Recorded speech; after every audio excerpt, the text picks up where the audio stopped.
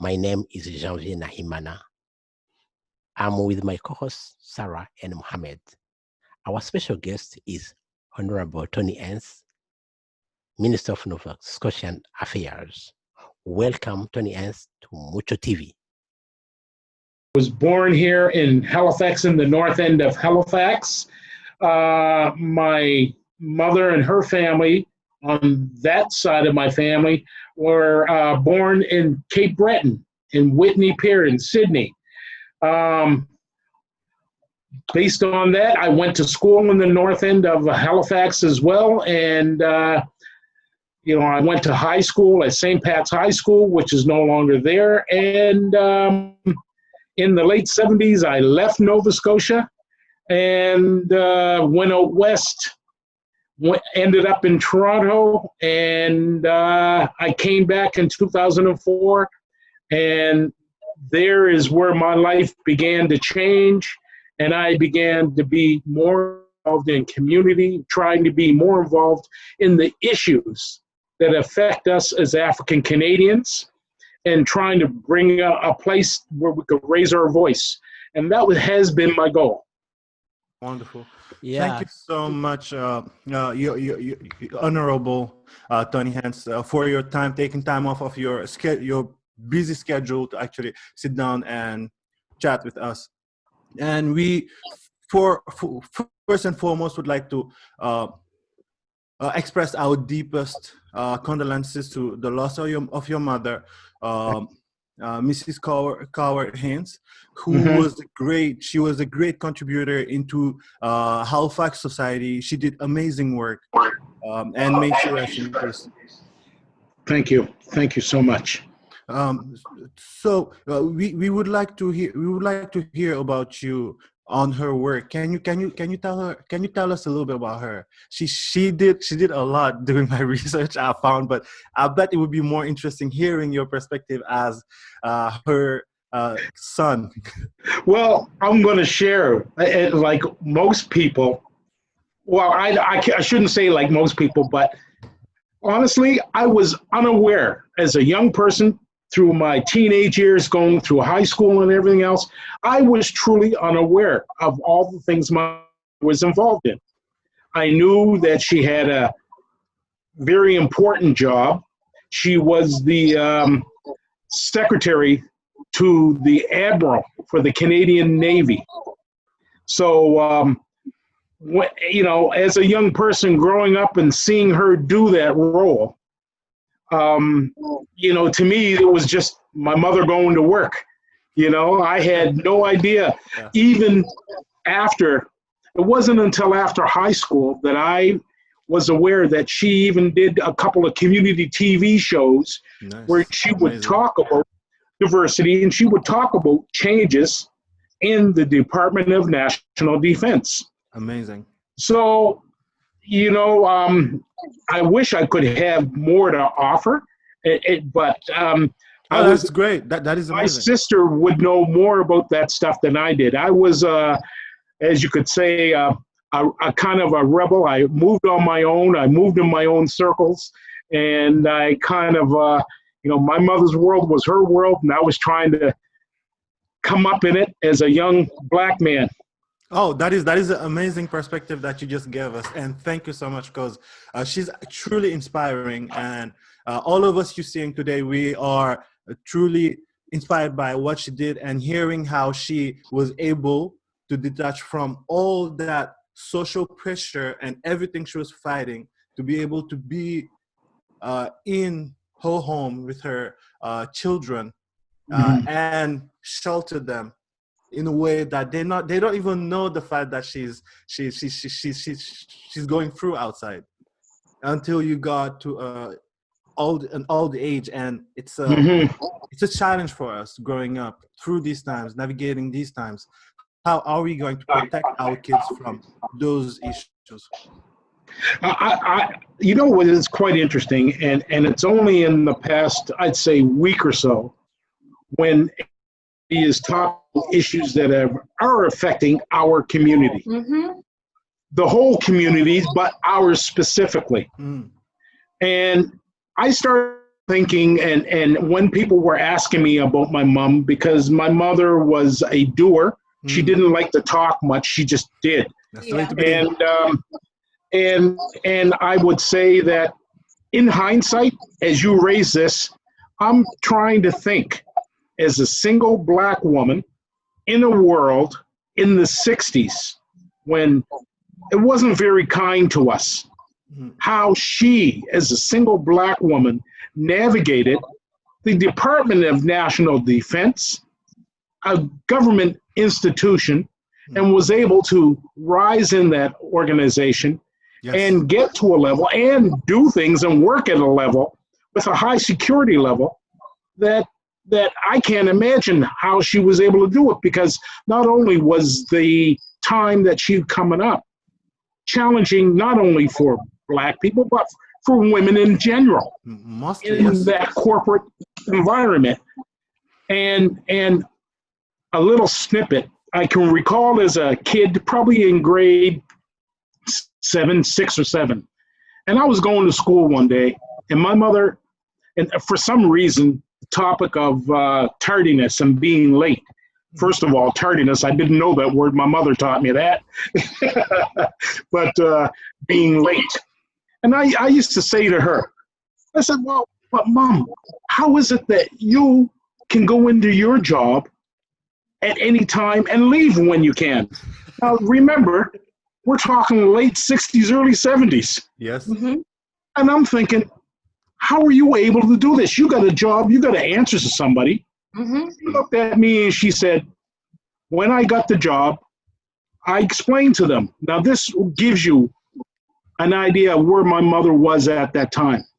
She said to them, I can only take this job if I can have hours that I can regulate, because I've got 2 children I'm raising on my own.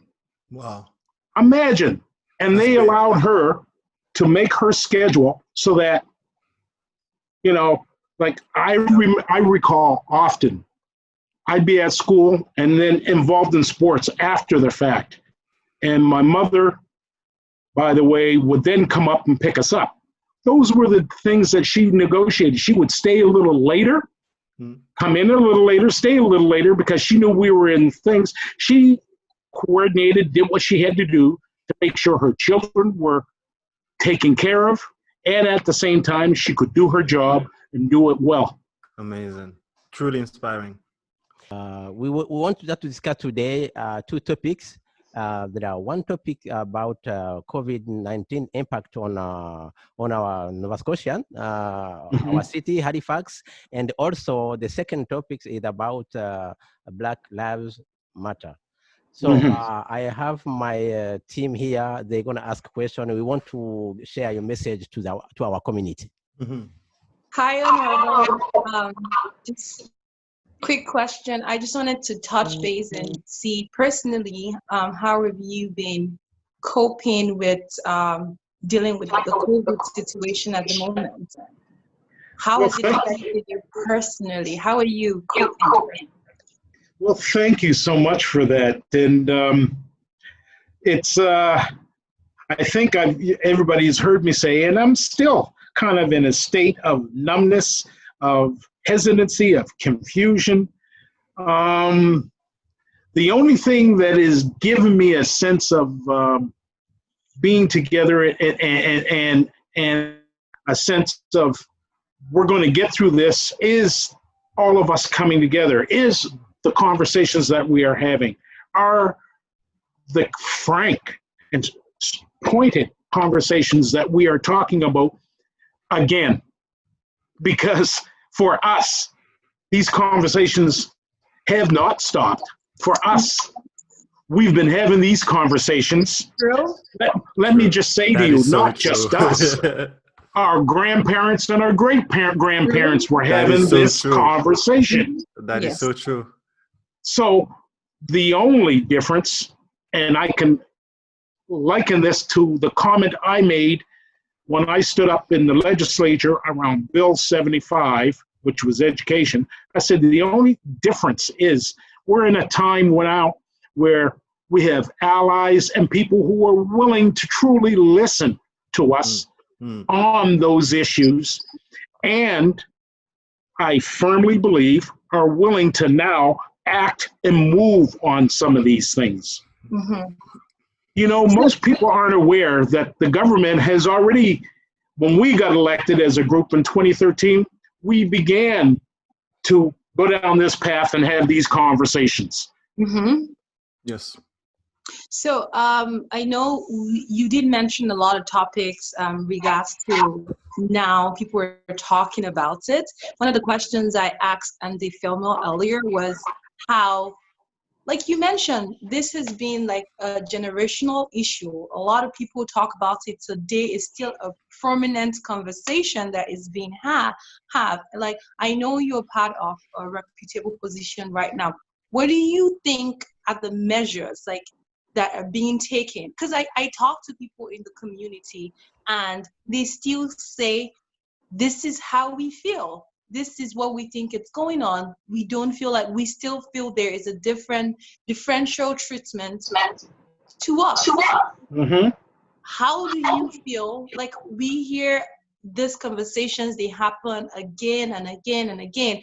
What do you think are the measures that could be done to actively see? I know we do have like allies, and with the whole Black Lives Movement happening, this is not the first time situations like this is happening, and a lot of people, how to sustain it. There's this myth that there is no racism in Canada, but there is serious racial issue. Halifax here has a great history about slavery, about like people of colors issues, right? So these things are still prominent, because if you go into the nooks and crannies in our society, this is how our community members feel. So my question to you is, what do you think is different? What do you think would be different this time around? Because quite frankly, if you talk to people, we would be like, enough of the talking pieces, right? What are the actions? Where do we go from here? Well, that's a great question, and I'm glad you've asked that, because I know there are a lot of young people in our community, and just in the way you asked the question, showed your passion, showed your concern, so showed that, okay, let's stop talking, show us. However, we have to realize that there's going to be a whole lot more conversation. There has to be a lot more conversation. There has to be a lot more talking.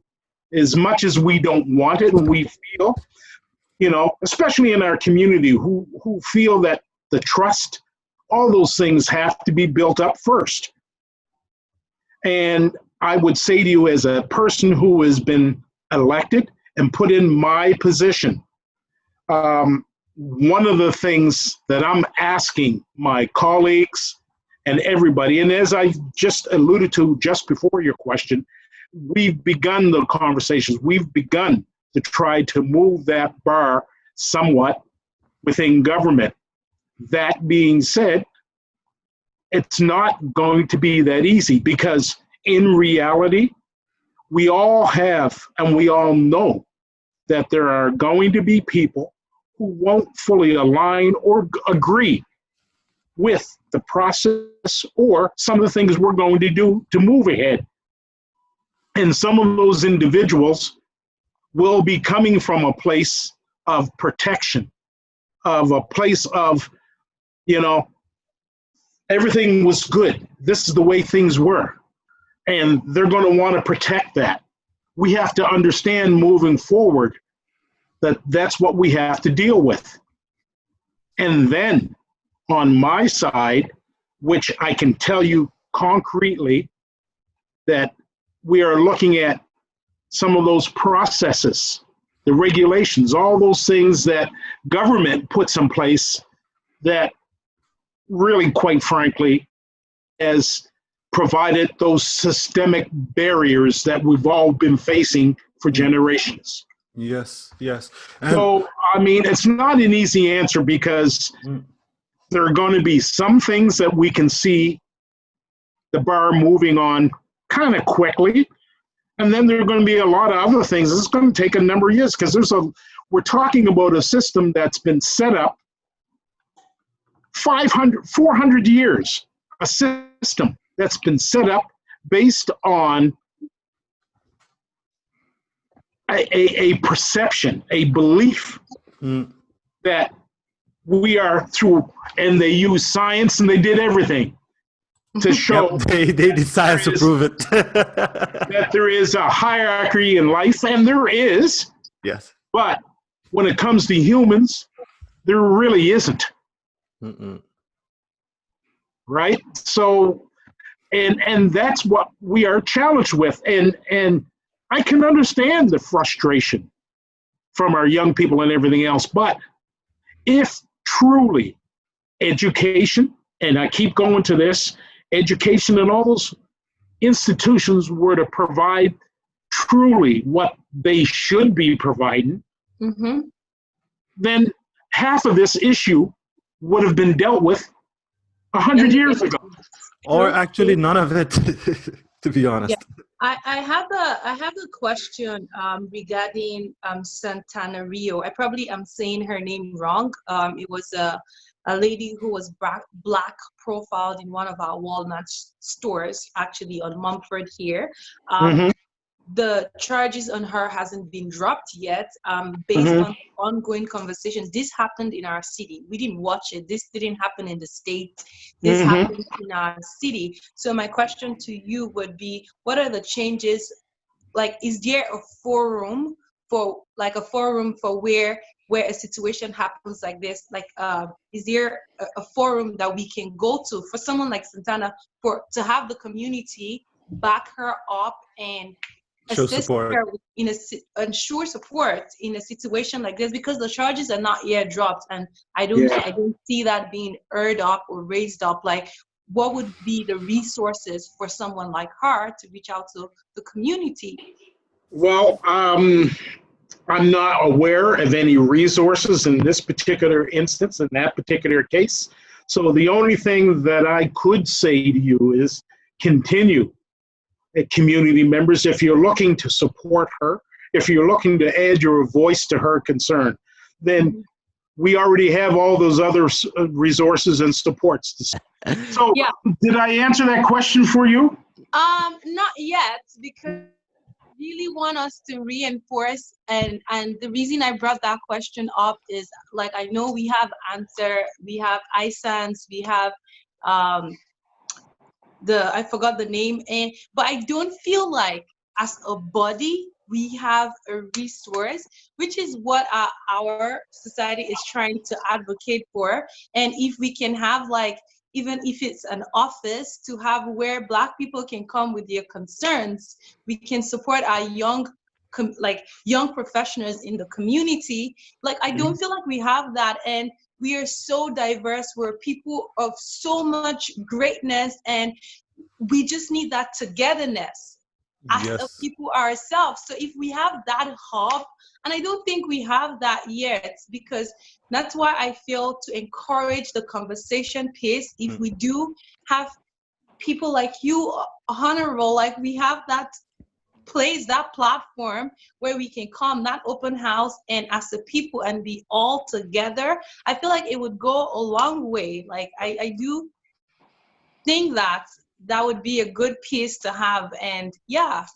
well, if I may interrupt you, I think you're correct, but also let me share this with you. We already have it in place.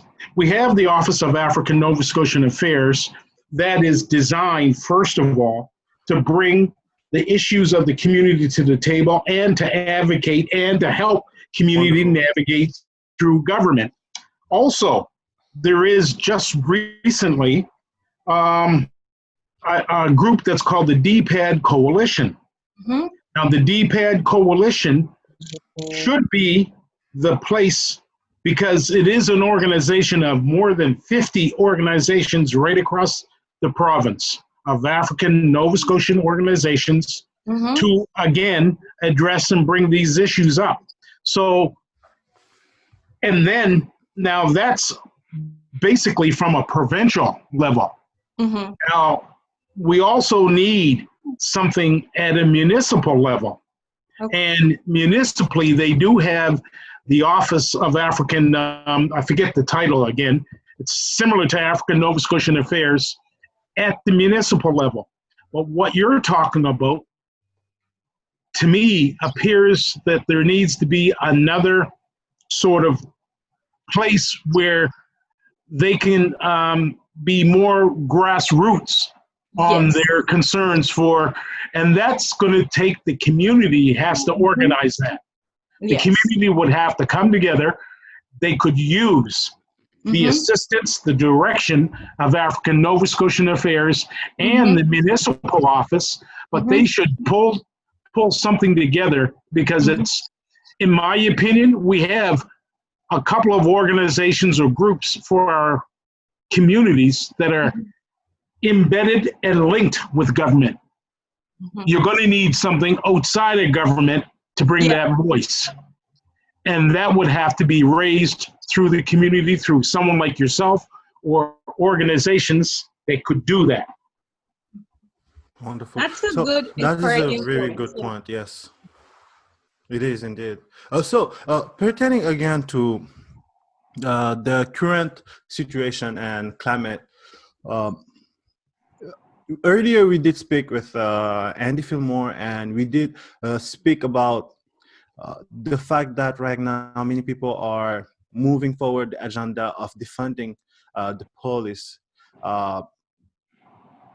It is a really touchy subject, but we also looking at, let's say, the budget right now, how it is set. Do you think that there is a certain push toward, instead of criminalizing people who are marginalized within our society and didn't have the best outcome, or the best opportunities to build the lives they deserve for themselves? Do you think that having putting in place an oriented peace officers system, or it could be volunteers, for example, or offering programs, educational programs that are financially oriented to give the minorities the financial tool that they lack, the financial education, to move forward and fix these issues that we're facing today? Good question. I would say this to everyone.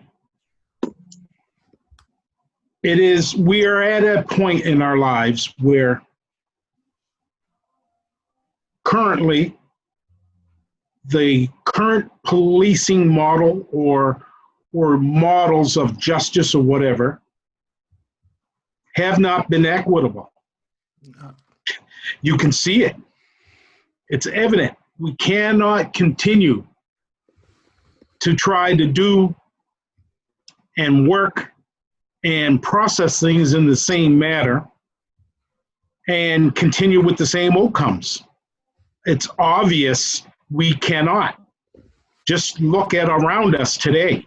Look at the byproduct of the current system. We have to make some changes to it.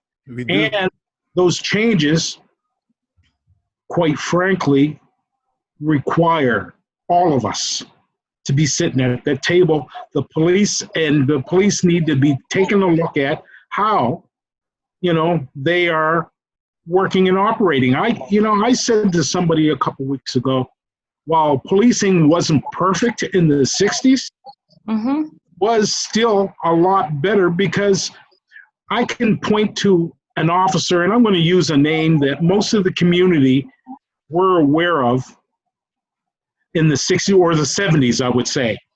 A police officer, a white police officer in our community, who, in my estimation and in my memory, was a great community policing officer.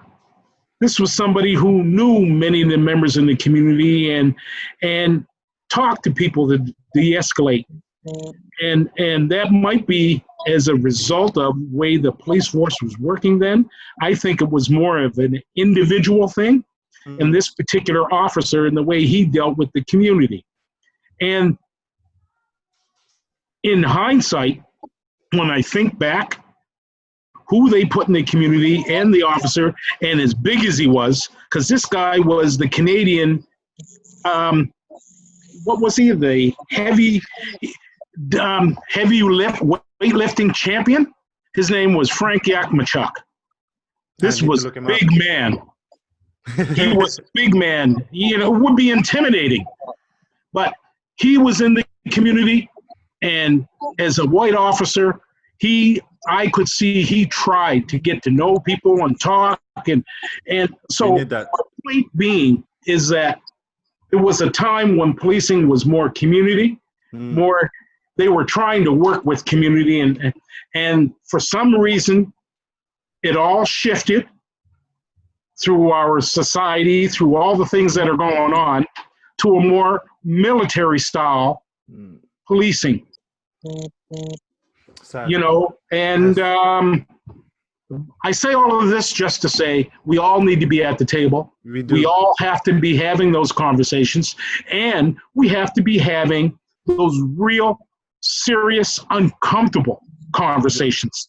They need to sit and be uncomfortable hearing some of the challenges we have had to face.